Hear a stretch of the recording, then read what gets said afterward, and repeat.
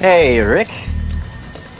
So I'm going to go straight north to Dodger Stadium, around Burbank, and follow the 118 to get up and around the weather down here. What's the visibility at Burbank? Broken clouds with 5-mile visibility. We're good to go.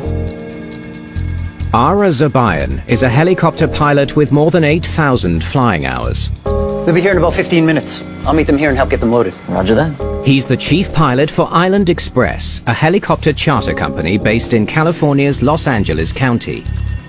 Island Express is a family-owned company that's been in Southern California for a number of decades, and they're known as a company that can provide VIP helicopter service.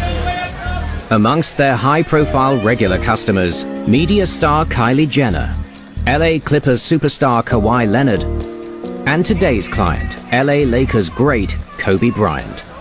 Kobe Bryant was one of the best basketball players of all time. He's an iconic Los Angeles Laker. He was drafted by the team in 1996 when he was 17 years old. He became the heart and soul of the team for 20 years. He won 5 world championships. He went to the All-Star game 18 times and really just became a huge star in his own right, apart from the team, and that he was recognized simply by his first name, Kobe.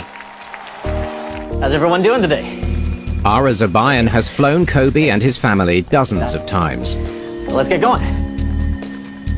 Kobe and the pilot of this helicopter had really become friends because he had piloted him so many times around Southern California that they developed a relationship.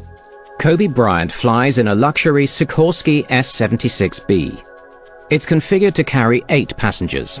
The Sikorsky 76B is sort of like an air limousine in that it's quite common for VIP travel. I think heads of state use it in different countries, and it's also used as sort of an air ambulance in some situations.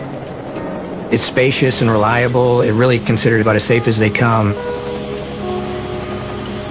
Kobe, his daughter Gianna, and 6 others are headed to a basketball tournament near Camarillo, 80 miles away. Kobe is the team's coach, Gianna the star player. Today's 30-minute flight will take the helicopter north past Burbank and then west towards Camarillo. Zabayan will follow 2 highways for guidance, the 5 northwest and the 101 west to Camarillo. Hey everyone, it's about to get loud back there.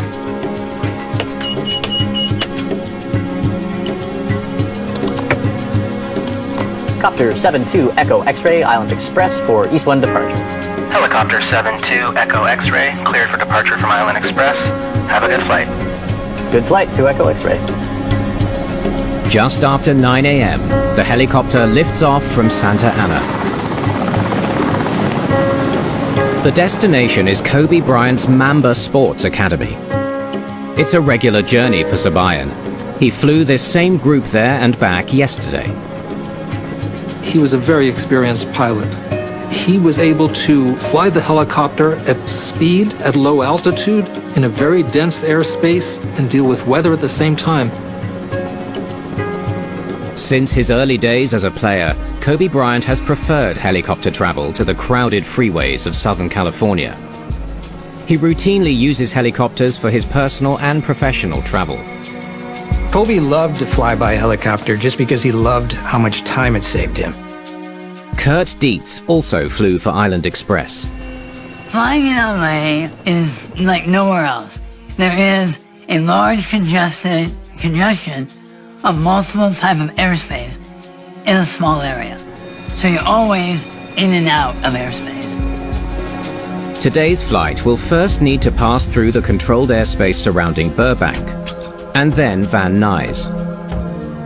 Burbank Helicopter 72 Echo X-ray Sikorsky helicopter approaching the zoo for a 101 westbound transition. Zabayan requests permission to pass through Burbank's airspace. It's a very busy airport, and the controllers, they know what they're doing. November 72 Echo X-ray Burbank Tower. Burbank Class Charlie is IFR. Say intentions. Burbank is only accepting IFR flights, or instrument flight rules, which requires pilots to navigate solely on instruments. Zabayan, however, is only authorized to fly using Visual Flight Reference, or VFR. The threshold for visual flight is normally 3 miles. The Burbank Airport was 2.5 miles. With insufficient visibility for VFR, the controller denies his request. But Zobayan's been flying helicopters in Southern California long enough to know a way around this restriction. Asking for special VFR transition to the 101 westbound. The special VFR allows him to operate at lower than standard visibilities, down to 1 mile visibility. And that's an agreement you have with the tower saying, I'm here, I want to go there, I'm requesting a special VFR. Special VFR allows Zobayan to navigate visually through the area of low visibility. November 2, Echo X-ray, hold outside Burbank airspace. I have an aircraft going around in an inbound citation. The controller authorizes Zobayan to cross into Burbank airspace. But under the rules of special VFR, he must now wait until the airspace is clear of traffic. Okay, we'll hold outside Burbank, 2 Echo X-ray. Hey everyone, we'll have to circle here for a few minutes while we wait for a few planes to get out of our way. It shouldn't delay us too much. Anytime you have a hold, it puts a great deal of pressure on you as a pilot because you're going to be late.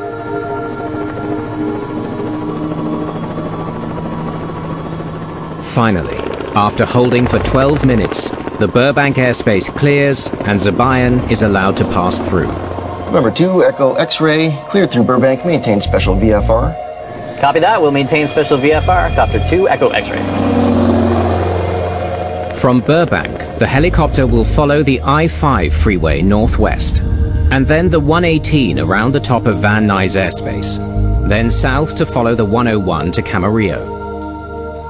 Landmarks for flying aircraft in LA is really important. Kobe Bryant and the other passengers are anticipated to arrive in Camarillo just a few minutes behind schedule. Van Nuys, Helicopter 2 Echo X-ray with you for the special VFR transition. Helicopter 72 Echo X-ray, cleared into Van Nuys along the 118 freeway westbound. The helicopter is cleared to pass through the airspace near Van Nuys. Zobayan now dials in the final controller for this journey, the Southern California Radar Approach Controller, who will handle the flight until it reaches Camarillo. SoCal, Helicopter 72 Echo X-ray with you at 570 to Camarillo. Helicopter 72 Echo X-ray. X-ray, SoCal approach. Roger, are you just going to stay down that low all the way to Camarillo? The helicopter is flying 570 feet above the ground. Yes sir, low altitude, 2 Echo X-ray. Zobayan needs to stay below the clouds, which are around 1,000 feet above the ground. The way he went was the lowest route available because of the weather. Roger, I'm going to lose radar with you shortly. But at the low altitude in hilly terrain, controllers won't be able to maintain radar contact with the flight. The controllers would not see him on radar, he was so low. Copy that, 2 Echo X-ray.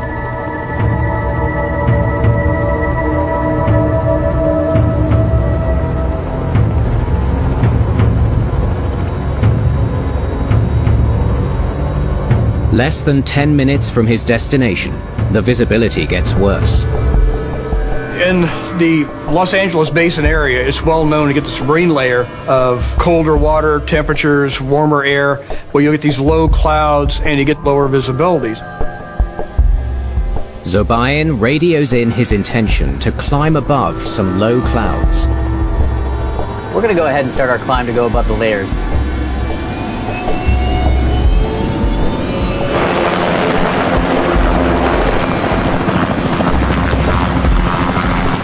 Two Echo X-ray, where are you? Just west of Van Nuys, 2 Echo X-ray.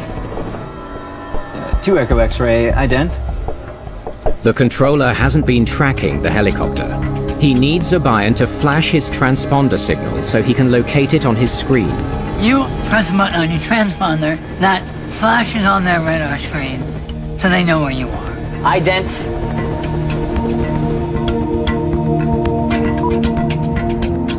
Two Echo X-ray, say intentions? We're climbing to 4,000, 2 Echo X-ray. And what are you going to Do when you reach altitude.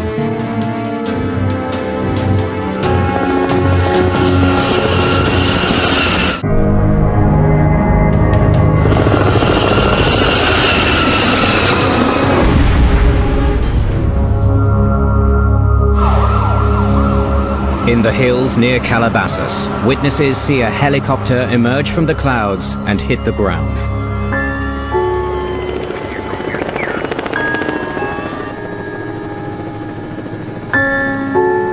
The team tracking Kobe Bryant's flight realizes something's gone wrong.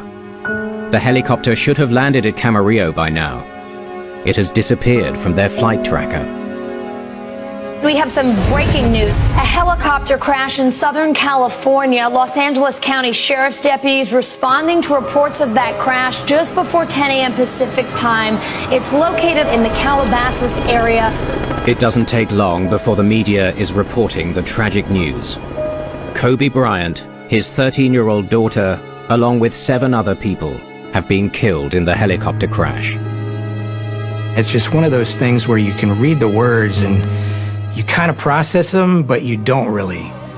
It's hard for it to sink in because you gotta think about that he's never coming back.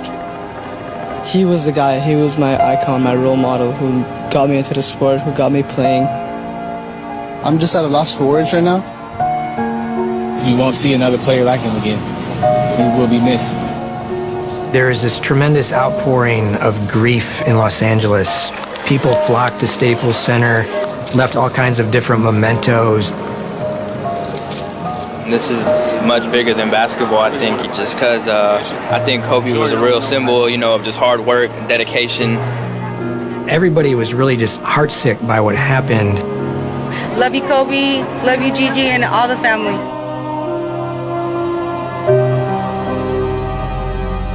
We're here to conduct a safety investigation. And our mission is not to just determine what happened, but why it happened and how it happened to prevent a similar accident from ever happening again. The NTSB begins its investigation at the crash site, looking for any clues to explain why a state-of-the-art helicopter, being flown by a highly experienced pilot, crashed 24 miles short of its destination. The first thing you do at the crash site is try to see, did all the components make it to the crash site? Was there any kind of mechanical failure? You know, did a rotor blade break or a tail rotor come off?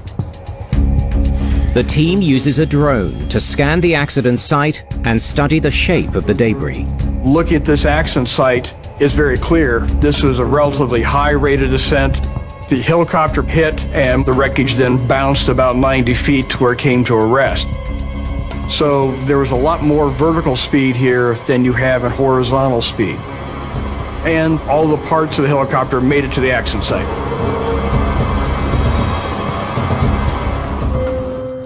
Investigators study flight control surfaces, the engines and rotors, as well as the helicopter's flight instruments. Examination of components found that there was no evidence of any pre-impact failures, that all the mechanical systems, electronic systems, everything at that time appeared to be working fine. The NTSB's Bill English has led investigations into some of the world's most notorious aviation accidents. We need to cover all our bases on this one. Knowing there was a high-profile person on board, obviously NTSB responded with a major investigations team. Okay. He takes off at 9:07, he flies northwest. To better understand what happened, investigators piece together a detailed flight path from an ADS-B system that's on board the Sikorsky helicopter. ADS-B data is like transponder data. Controllers can see it, it's recorded, your airspeed, altitude, and headings, other information. And so you have this plotting capability. Look like there's some kind of hold here at Burbank, and he follows the I-5 to Van Nuys. And then south to the 101, which he follows until he makes this U-turn, straight into a hillside. You see this turn to the left, where he's coming back around or doing something. And that question is now in the investigation. What's exactly the pilot doing here? Let's take a look at the visibility. They study visibility reports from weather stations along the route. He did manage to avoid the worst of it here, a bit socked in near Burbank and Van Nuys, but nothing he can't get through. He had 4 miles of visibility. When he got near Burbank Airport, it was 2.5 miles visibility. That's still totally flyable for him. In fact, by his operation specifications, he could go down to 1 mile visibility. Okay, I get it if the visibility was down to 0, but this wasn't that bad. So what happened to this guy? Why do we have a high-time pilot in an aircraft that's capable of flight, and visibility conditions he should have been able to handle, either lose control or somehow inadvertently fly his helicopter in the ground? That becomes the key piece of this investigation. We need to figure out what he could actually see.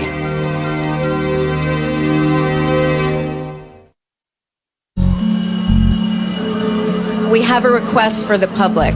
We're looking for photos of the weather in the area of the crash. If you could send those photos to witness@ntsb.gov. Investigators make a plea to the public for evidence regarding the Island Express helicopter crash that took the lives of Kobe Bryant and 8 others. They're looking for clues to explain how the pilot, Ara Zabayan, ended up hitting a hillside on a route he knew well. More than 8,300 flying hours, instructor on the S-76, chief pilot at Island Express, apparently Kobe's favorite pilot. Bit of a superstar. This pilot was not a rookie who just got his license. He was one of LA's top helicopter pilots, working for one of its top companies with some of its most high-profile clients. Records show that at 7 a.m. on the morning of the flight, Zabayan checked the weather for his pre-flight risk assessment and determined that even though there were low-hanging clouds blanketing the area, the flight was low risk. A risk assessment is weather, anxiety, sleep, all these factors that go into a flight. But a low-lying cloud layer surrounding Los Angeles, known as a marine layer, forced Zabayan to alter his regular, more direct route. Because of the weather, he flew more inland than he normally does, sort of a backdoor way in to where they were going. Based on the forecast, his plan was okay. Pretty good visibility all along the way. So what went wrong? Investigators need to understand the exact conditions Zabayan flew into in the final moments of the flight. These are 3 separate cameras all facing south toward the 101. Couldn't ask for a better view. The NTSB's plea for pictures of the weather pays off. A nearby baseball facility had surveillance cameras pointed at key sections of the flight path as the helicopter flew past. Let's see what this one shows on a clear day. Investigators compare images from the same camera taken on a clear day to images recorded at the time of the accident. Yeah, perfect. Okay, so 1 minute before the accident, the helicopter would be bombing along here. Can't see it. How close did it get to the camera? Best view of it would be here. That's 4,400 feet. The helicopter is less than a mile from the camera, but isn't visible. Okay, so what about larger objects? These hills, for instance. Visible on a clear day, but not at the time of the crash. That hilltop is 8,000 feet away. So visibility beneath the clouds was less than 8,000 feet. It's a mile and a half. The video study tells investigators that around the time of the accident, Zabayan would not have been able to see any further than 1.5 miles. You're only allowed to fly in visibilities 1 mile or greater. 1.5 miles? Pretty low. Pretty minimal. Investigators know Zabayan would have been able to fly safely below the clouds with 1.5 mile visibility. So what if he was actually above the cloud base? But he was only 450 feet above the ground. The cloud ceiling, the base of the cloud layer, was reported to be 1,100 feet near Van Nuys. But Zabayan was flying about 450 feet above the ground, which would put him well below the clouds. These are images from the camera on the 101 facing west. Okay, you can just make him out here actually heading into fairly heavy clouds. Same camera, 3 seconds later, he's disappeared. And then we have a witness who says that she saw the helicopter disappear into what she described as a thick wall of heavy clouds. The NTSB had quite a few very good witnesses, in my opinion, and they also had cameras in the area, so they could collect data in real time of what this pilot would have been encountering. Their surveillance data shows him only 450 feet above the ground. So the cloud base was no more than 450 feet above the ground, not the 1,100 feet which was being reported along its route.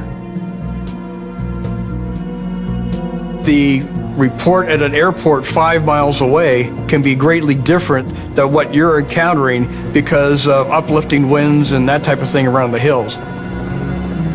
The area near Calabasas has its own unique climate. The Malibu Canyon can channel fog up from the Pacific Ocean. That fog is known to pool precisely where Zobayan was seen flying into clouds. The fog gathers here at Merle Road, and this is where our witnesses saw him enter the clouds.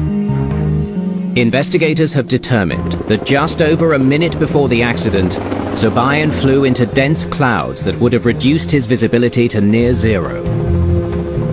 That clinches it. He flew into IMC. IMC, Instrument Meteorological Conditions, is when visibility is so poor that pilots need to fly only on instruments.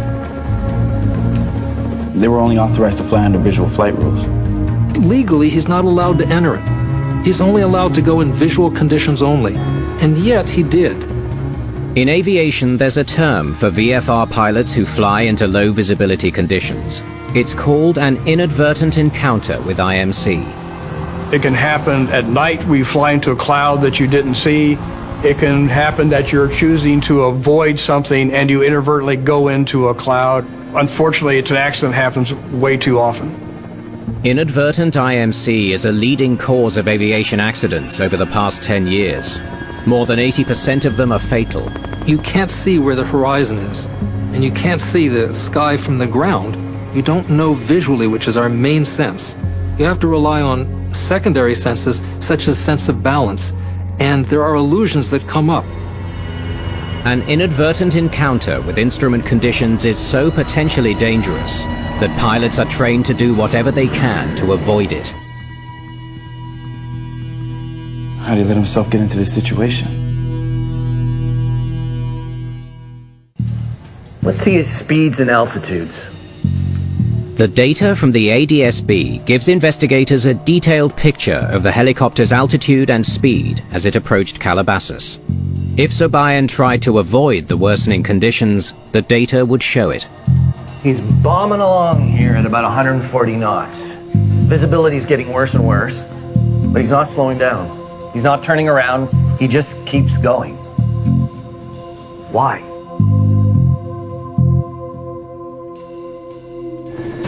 He could have turned around, landed at Van Nuys.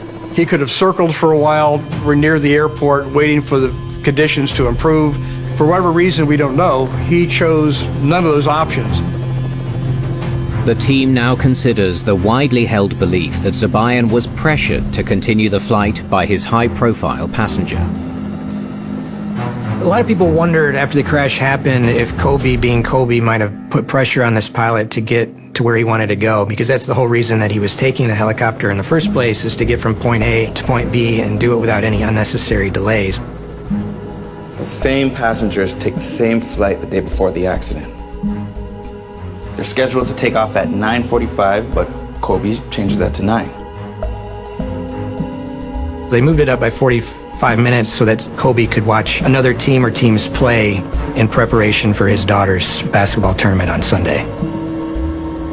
So they get airborne just after 9, and then this happens. They're held up for 12 minutes. November 2, Echo X-ray, hold outside Burbank airspace. I have an aircraft going around in an inbound citation. Investigators know that Kobe's helicopter was held up at Burbank for 12 minutes while Zobayan waited for traffic to clear the controlled airspace. Okay, we'll hold outside Burbank, 2 Echo X-ray. A little more than 10 minutes later, Zobayan flew into thick cloud cover at a speed of 160 miles an hour as he approached Camarillo. In my opinion, 140 knots is probably twice the speed he should have been operating in those visual conditions. He should have slowed down. Was he trying to make up for the lost time? The team digs into Kobe Bryant's previous flights with Island Express to see if there's any history of him putting pressure on pilots. He took 26 flights with Island Express last year. Not once did he pressure a pilot to keep going. Kobe would never put pressure on a pilot. I flew for 2 years, not once was there ever any amount of pressure from him. Investigators find no evidence that Kobe Bryant or any member of his team put pressure on Zabayan to continue the flight. They had a history. They scrutinize Kobe Bryant's relationship with Ara Zabayan for anything that could have affected the pilot's behavior on the day of the accident. More than history. The director of operations says that Kobe's relationship with Ara was, quote, warm and friendly, that he trusted Ara with his girls and his family, and that they always wanted Ara. The company's VP says that their relationship was more like a friendship, and that Kobe would call him Mr. Pilot Man. These guys sure were tight. The relationship may have been pressure enough. How's everyone doing today? Investigators conclude that Zabayan's close relationship with Kobe Bryant may have led to self-induced pressure to get him to his destination. Part of the concern here is that the pilot was trying to complete the mission in part to satisfy the client. Investigators soon find another important factor that may have influenced Zabayan's decision-making. 6 minutes before the crash, he clears Van Nuys airspace and heads south. Tells controllers that he planned to stay low all the way to Camarillo. To stay below the clouds. Helicopter 72 Echo X-ray. Are you just gonna stay down that low all the way to Camarillo? Yes, sir. Low altitude, 2 Echo X-ray. 2 minutes later, he starts following the 101, which should lead him straight into Camarillo. He bounds along the 101 for 2 more minutes until he hits this wall of clouds. 24 miles to go. He was almost there. Almost. Zabayan was less than 10 minutes away from getting his passengers to their destination. When you're close to finishing, you have a tendency to be willing to tolerate conditions that might have caused you not to take the trip originally. The team believes Zabayan was suffering from a condition known as plan continuation bias when he decided to keep going despite deteriorating weather conditions. Plan continuation bias, which is an unconscious bias to continue with the original plan even when conditions change. But in an aviation environment, it can be deadly. It doesn't take long for things to start going wrong as soon as he enters that cloud. Instead of turning around, Zabayan decides to climb above the clouds. We're gonna go ahead and start our climb to go above the layers. He starts banking further and further left, descends rapidly, hits the hill here. The pilot's unusual actions lead investigators to wonder about the level of training he received. He was trained to avoid IMC and what to do if he got into it. They discover that Zabayan was well trained to escape the precise conditions he flew into. This pilot trained routinely for inadvertent IMC situation. More than that, he was the chief pilot of the company. He set the safety standards for all the pilots, and he trained them on how to deal with instrument conditions. This is what he was taught. A review of Zabayan's training shows that he was taught to reduce his speed, use the autopilot to climb above the clouds, and then declare an emergency. This training was good. But did Zabayan follow his training? Here he's entering an area of low visibility. Still flying well above 100 knots. No evidence of slowing down. Investigators know Zabayan did not reduce speed. They now wonder if he engaged the autopilot. Play. We're gonna go ahead and start our climb to go above the layers. Look at that rate of climb. 1,500 feet a minute. Can't be the autopilot doing that. That exceeds the authority of the autopilot system. Therefore, this climb was being manually controlled. All right. Well, at this point, he's just trying to get above the clouds without the autopilot. The higher Zabayan climbs into the dense cloud, the worse the visibility gets. But he never asks for help. Well, he never reports an emergency and never mentions being an IMC. The one thing He should have been saying, Mayday, Mayday, Mayday, flare in emergency, invert IMC. He didn't slow down, he didn't use his autopilot, and never declared an emergency.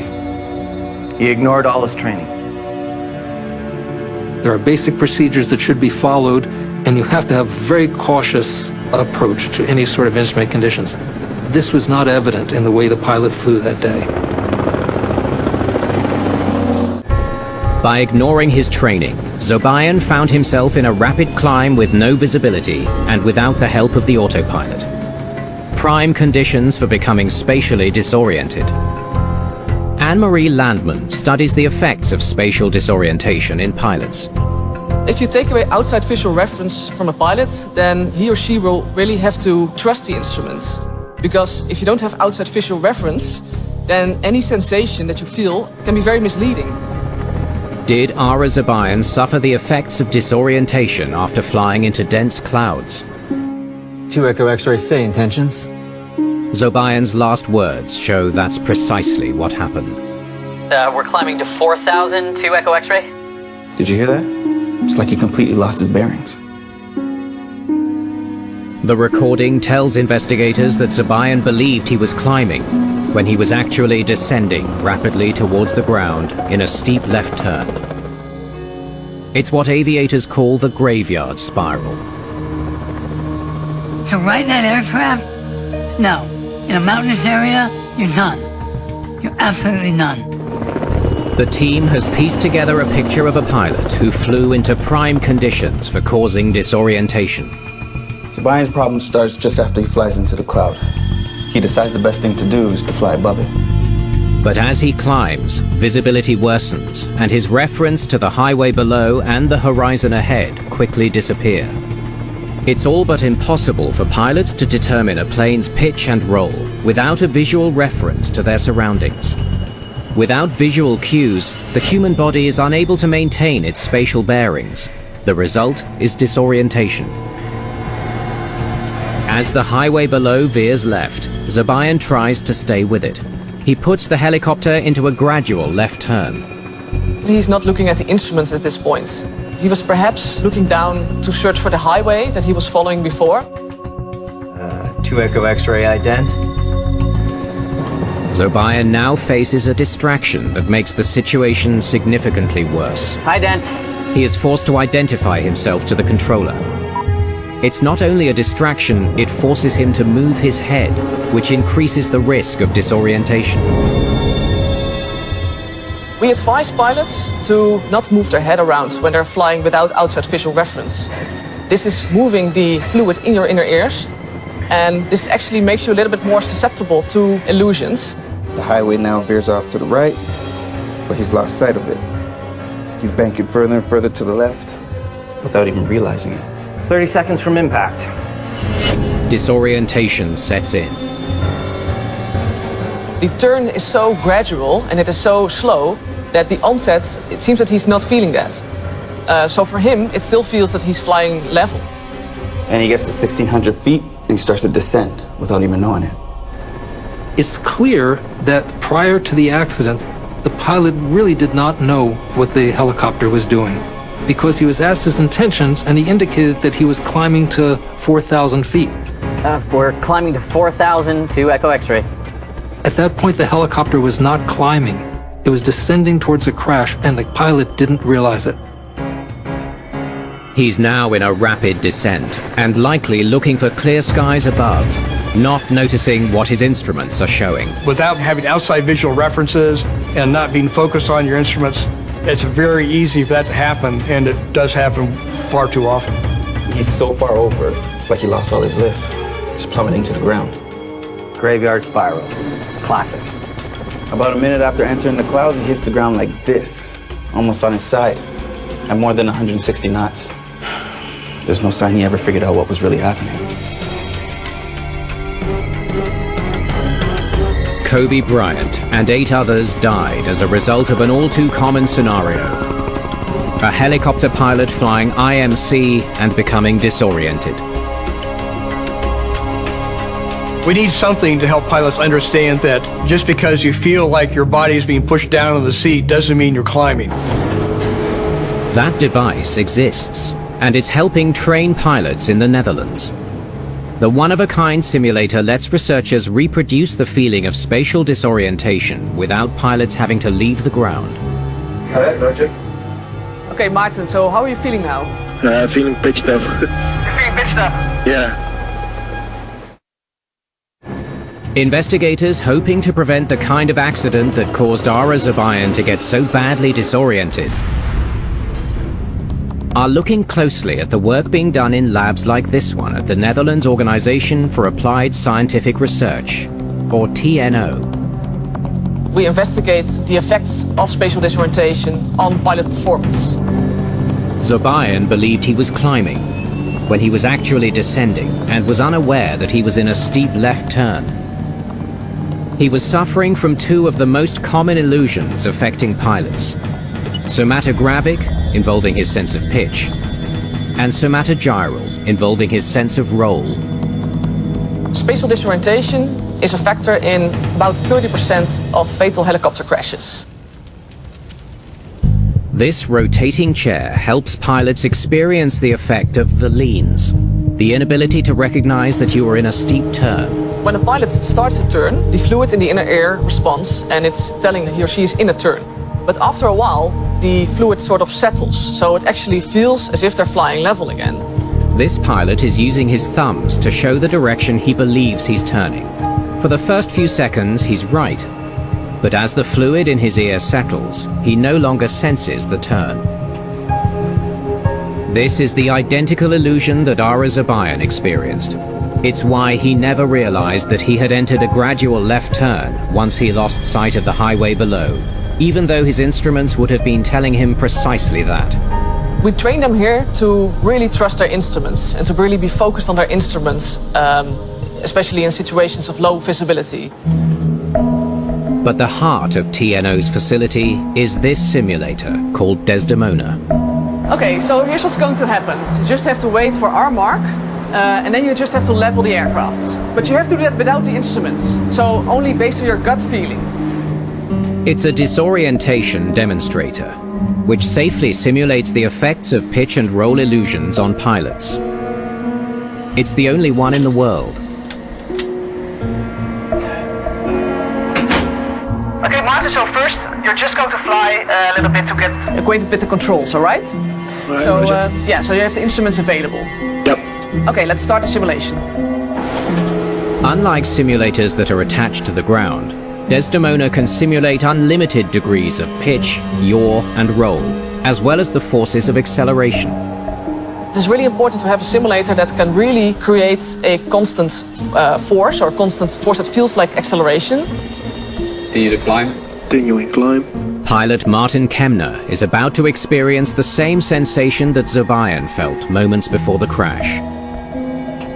The instruments in the simulator are turned off, so he must rely only on feel. Maarten, how are you feeling now? I'm feeling straight and level. Let's ramp up the acceleration and see how that feels. Now we're starting the centrifuge, and the cabin of the simulator is pointing towards the center. So for Maarten, it actually just feels like he's accelerating forward. The acceleration causes him to mistake what is actually happening. Okay, Maarten, what are you feeling now? A bit pitched up. And what do you think that the aircraft is doing now? We're climbing now.